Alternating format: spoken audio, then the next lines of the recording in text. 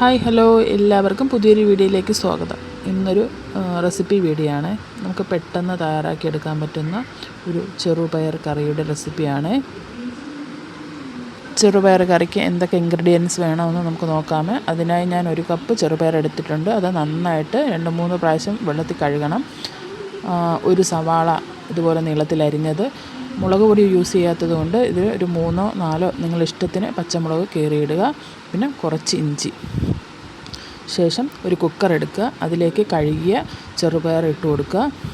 ബാക്കി അരിഞ്ഞു വച്ചിരിക്കുന്ന സാധനങ്ങളെല്ലാം അതിലേക്ക് ഇട്ട് കൊടുക്കുക. ശേഷം ഒരു 1/4 ടീസ്പൂൺ മഞ്ഞൾപ്പൊടി, ഒരു 1/4 ടീസ്പൂൺ ഉപ്പ്, ആവശ്യത്തിന് വെള്ളം ഒഴിച്ച് ഒരു 6-7 വിസിൽ നമുക്ക് വെച്ച് കുക്ക് ചെയ്തെടുക്കാം. ചെറുപയർ വേകുന്ന സമയത്ത് നമുക്ക് അതിന് വേണ്ട കൂട്ട് തയ്യാറാക്കാം. അതിലേക്ക് 2 പിടി തേങ്ങ, 1/4 ടീസ്പൂൺ മഞ്ഞൾപ്പൊടി, ഒരു 1/4 ടീസ്പൂൺ ജീരകം,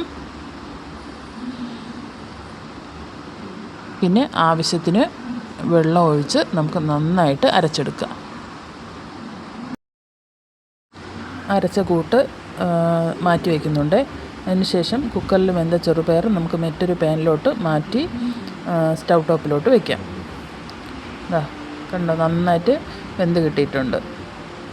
ഇനി ഒന്ന് തിളച്ച് വരുമ്പോഴത്തേക്കും നമ്മൾ അരച്ച് വെച്ചിരുന്നില്ല കൂട്ട്, അത് ഇതിലേക്ക് ചേർത്ത് കൊടുക്കുക.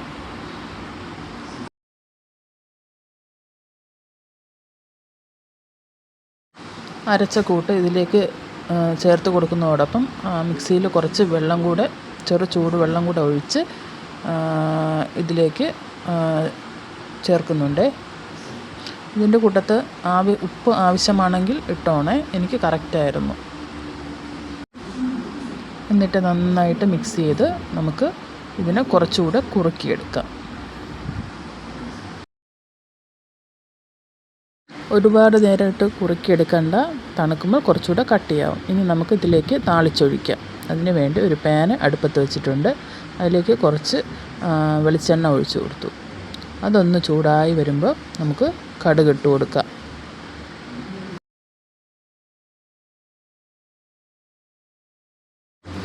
കടുകിട്ട് ഒന്ന് പൊട്ടി വരുമ്പോൾ നമുക്കതിലേക്ക് വറ്റൽമുളക് ആഡ് ചെയ്യാം. അതൊന്ന് മൂത്ത് വരുമ്പോൾ നമുക്ക് 2 തണ്ട് കറിവേപ്പിലയും കൂടെ ഇട്ട് ഒന്ന് മിക്സ് ചെയ്ത് അതിലേക്ക് ഒഴിക്കാം.